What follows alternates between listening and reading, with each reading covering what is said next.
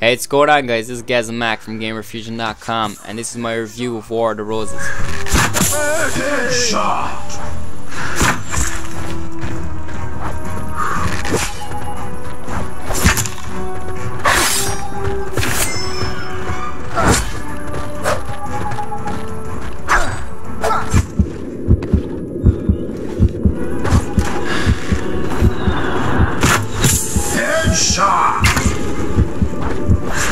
War of the Roses is a team-based third-person action game, developed by Fatshark and published by Paradox Interactive.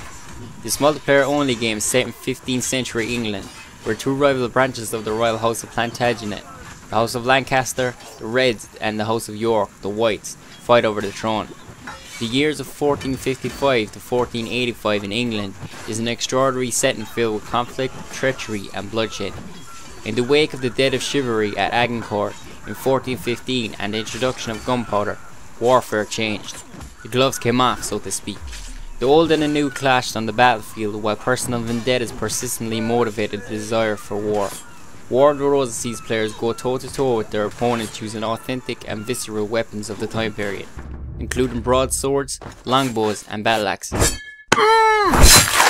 There are 4 different classes you can choose from: footman, crossbow, longbow, and foot knight. The latter 3 will need to be unlocked when first starting out. Footman. This is the first and only class you can choose when starting out. It could be considered the weakest of them all. The footman carries a sword, which is useless against most enemies with armor, a shield, and a dagger. Crossbow. When choosing the crossbow class, you get a crossbow, shield, sword, and dagger.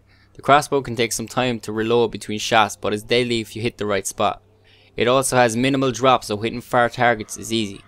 Longbow. When choosing the longbow class, you get a longbow, shield, sword, and dagger. The longbow can be extremely effective if you have the skill to use it. The arrows drop from distance, but once you overcome this hurdle, it's really easy to get some quick kill streaks. The only downside of the longbow is your defenses against melee attacks, and the sword is much worse than the footman's. Foot knight. When choosing the foot knight class, you get a poleaxe, longsword, shield, and dagger. The poleaxe can be very effective against groups of enemies but can be very slow when swinging, but you can easily switch to a longsword and shield combo for faster pace. The foot knight would have to be the deadliest of all the default classes. Custom. When you have enough experience points, you can unlock up to 4 custom classes. Custom classes allow you to choose over 30 authentic weapons across 10 weapon categories. It also allows you to customize your gear, fighting style, and much more. You can choose different perks to create unique characters with special abilities like Eagle Eye and Shield Bash. But the customization doesn't stop there. You can create your own coat of arms with near limitless combinations as you choose your division, ordinary, charge, and crest. Along with the multiplayer, there is also a single player training mode, which puts you through 5 different historical scenarios. This mode will teach you the basics of the combat of each class as well as combat on horseback. This mode is great when you're starting out, as there is a bit of a learning curve when it comes to combat.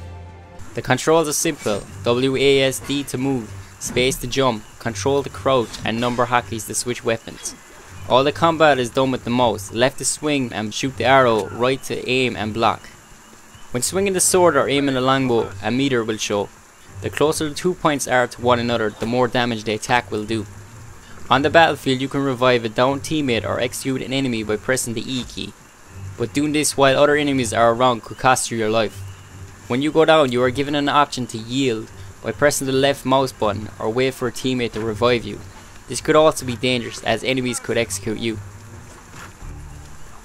There are currently only 2 game modes, Conquest and Team Deathmatch.